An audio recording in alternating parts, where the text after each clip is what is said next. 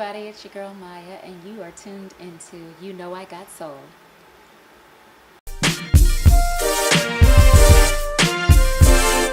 I got Soul here with Maya once again. Excited you had this new album TKO earlier in the year, and also excited you have a new single coming out. So much new music from you. So this new single with Tink, tell us a little bit about that one. The new single is called GMO, Got My Own, produced by My Guy Mars and Resource, written by myself, My Guy Mars, and Tink. And it's basically a song that's obviously empowering, independent, but also allowing a man to be a man as far as his spending is concerned. And the message in the song is, hey, don't get it twisted. I have my own. That's not the basis upon this, situationship for now. Mm-hmm. I don't want you to think that you can buy me, but I will allow you to spend it, So it's fun. I can't wait for you guys to see the video, because there is a video for this. And just girl power and synergy all day long. Awesome. In a very fun way that's non-bashing. Awesome. Look forward to hearing that. Yeah. Now, I got to say, we constantly celebrate what you've been able to do with Planet 9, your independent label. I love all the releases you've had, and really just created a movement as an independent artist. It's so awesome to see. The Smoove Jones album a couple of years ago, the TKO album this year. Talk about building that movement and how you've been able to sustain that and be so successful. Well, when I went independent, I was very fortunate to meet up with Jay Prince, who is a mentor of mine on the business side. He was the first black man in hip-hop to own his own masters, and then an icon called and asked me to open up for him, and that was Prince. And so getting to do 2 nights with him in London and opening up at the O2, as well as having conversations about the business and just the wisdom passed down, has allowed me to hold on for dear life to the independent grind, because it is very serious as far as your time consumption and management. You have to spend a lot of time doing all of the paperwork, but I have great team members, which has taken years to build, and finding the right sound and musicians that understand music, but also the sound of today and keeping current with the times. And I just have great people on the creative team, and I'm just now in my 10-year independent career, getting to the visuals, which are very expensive, even more expensive than songs. Yeah. So you live and learn through EPs and mixtapes, as well as international albums, and then bring it stateside or worldwide after you've sort of honed your craft and the business and understand all the missing parts or components that are necessary to drive a project forward. And I'm really enjoying it, because fans are getting more and more every year, and they're becoming more happy and satisfied and excited. Definitely. Yeah. Something that's amazing that you're doing is you've been able to successfully fuse the traditional R&B sound with some of the modern sounds. On Smoove Jones, a song like Team You, which we were talking about, on your new album, Ready for Whatever. Songs like that just, mesh those two so successfully. How you've been able to, keep your sound current while still maintaining some of that traditional sound? Well, I dance a lot. I perform everywhere, and I go to clubs still. So I hear what's going on. But like I said earlier, I have great people on my team that are just as young-minded, spirited, or just young themselves, just starting. I accept people all over the world as far as submissions go. And they keep their ear to what's happening, but also play a little bit outside of the box. And so you just try things when you're in the studio. There's no holds barred when you're on your own budget and time. Yeah. And if it feels good, if it feels right, that's the gauge. I love my roots. I love 70s funk, soul music. I love 90s R&B. Anything with those 2 elements, I'm gravitating towards, and I usually feel very solid with. And everything else is a plus. After that, I do reggae collaborations and dance hall features, as well as collaborations all over the world. But doing something that you've listened to and grew up on, you're very confident in how it's going to turn out. But as long as you feel like you can listen to your song over and over and over again and not want to rewind it or change anything, that's when you know it's ripe and ready. And that's always my gauge. If I feel like I need to go back in the studio to fix something, to add something, I'm doing it. And that's when I determine when a project is ready, if it just feels right, if it feels good. Awesome. So with an album like TKO, independent album you're putting out by yourself, how do you come up with the marketing plan? I mean, do you consider radio at all? Do you look at Urban AC or any other format? Or do you just, I know you have a very strong social media presence, which is awesome. You reach your fans that way, but what's the goal for you of marketing it? What I've been doing for the past 10 years on the independent level has not really focused on marketing. It's about a release date and expectations on that specific date, as fans expect. When I first started releasing EPs, it was the anniversary of something. Right. And it was also a test to see what they would gravitate toward. And it was non-risky because they were not albums. Right. Mixtapes are not risky because they're not deemed albums. Smoove Jones changed the game for me because it got nominated for a Grammy. And after the nomination, I started calling it an album because it was just an EP approach to me. It was a longer EP, but I was scared to call it an album because people usually judge albums by sales. And, it flopped, but I know that I'm independent with not a machine behind me. Right. And so it's always just been about the fans. And little by little, as I grow and get into the publicity aspect or the marketing aspect or branding aspect, if it's right, if it's tight, then I'll entertain those things if it makes the specific release date.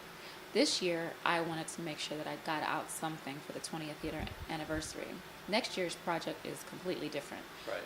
But the gauge was to stay true to R&B, not so much marketing and how to do things in a certain way. Making sure the project is right and sonically satisfying first and foremost is number one, but then falling on a date this year that's significant. It was supposed to be Valentine's Day, but it ended up being 4/20, which was the day before the very first album in 1998. So that's my gauge. And then we'll push the envelope next year. Right. Okay, Yeah. cool. I'm going to ask you an interesting question. I think I already know the answer, but on the way to this interview, I walked past Universal Music on Broadway, and had they come to you with a contract now, after you've been independent so long doing this yourself, is that something you'd even be interested in? I've always been interested in going back to a major label system, but just in a different way. I've never wanted to go back into a system with a tail between my legs. Right. And I think what I've been able to build is still being built.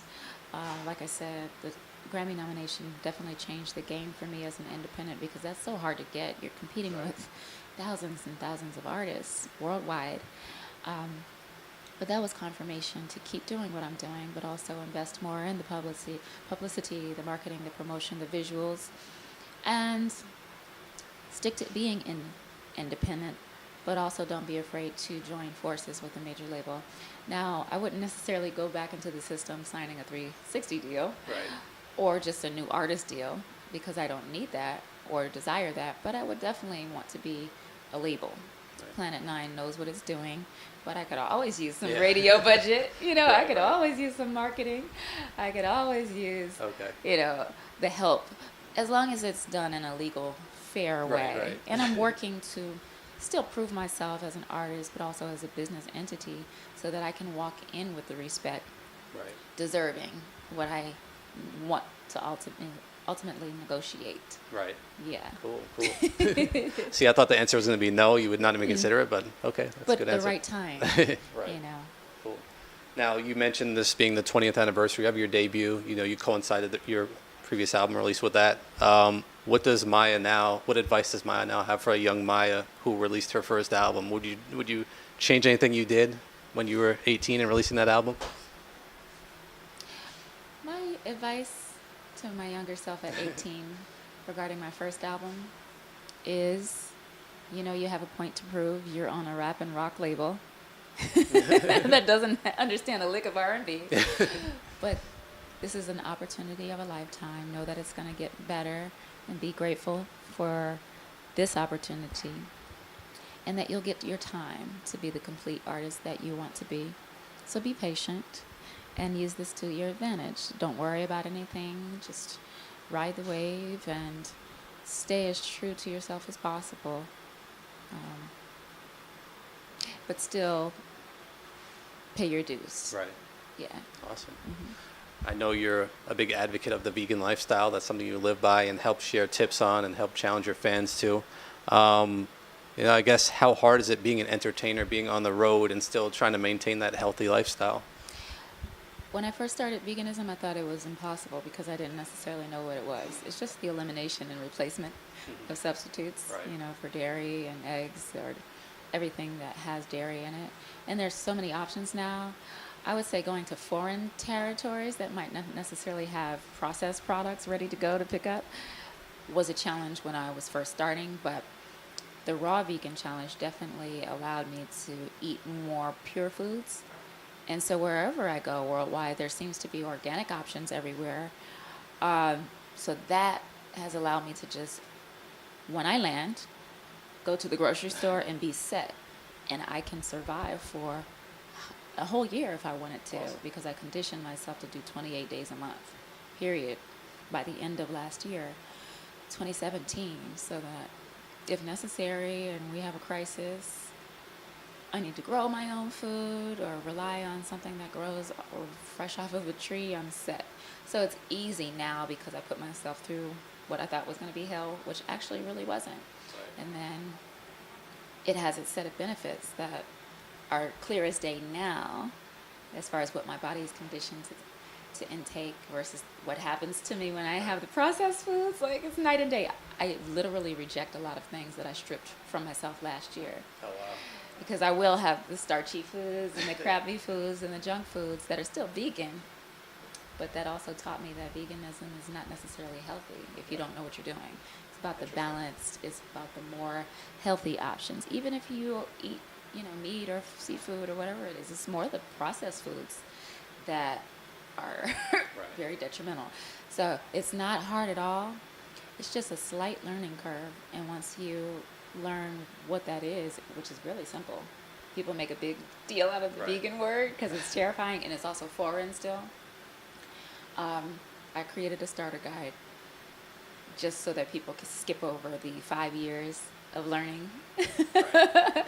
And I put everything into the guide and it's available for free at mayamaya.com/lifestyle. But I've learned that it's very easy and quite satisfying, which was also a shock to me. And then just final question for you. We mentioned you're celebrating the 20th anniversary of your debut. What are your goals for the next 20 years of Maya's career? Yeah, celebrating the 20th anniversary this year. I've paced myself. Doesn't feel like 20 years, but it always feels like I'm just getting started. I know that I haven't given and purged the complete Maya or shown many different dimensions of me on the artistry side or artistic side, and that's on the way in increments when it makes sense.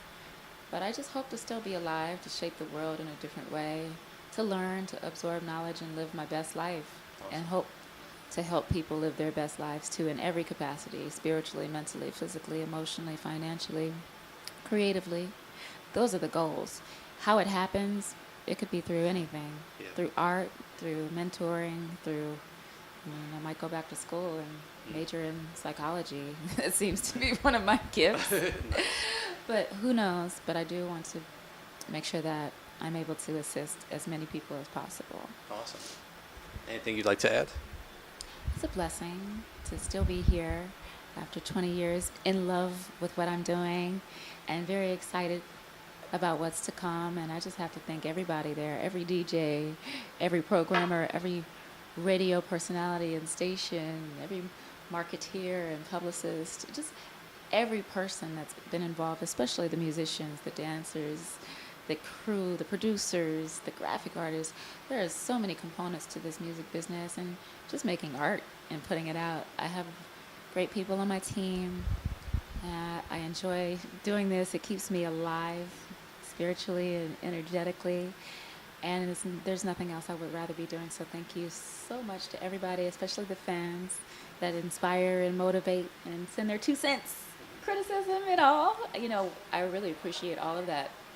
And also the encouragement, because it is a tough world and we can get lost in the sauce, but it's been a beautiful ride and it's going to get even more beautiful, and I hope to include you in different ways.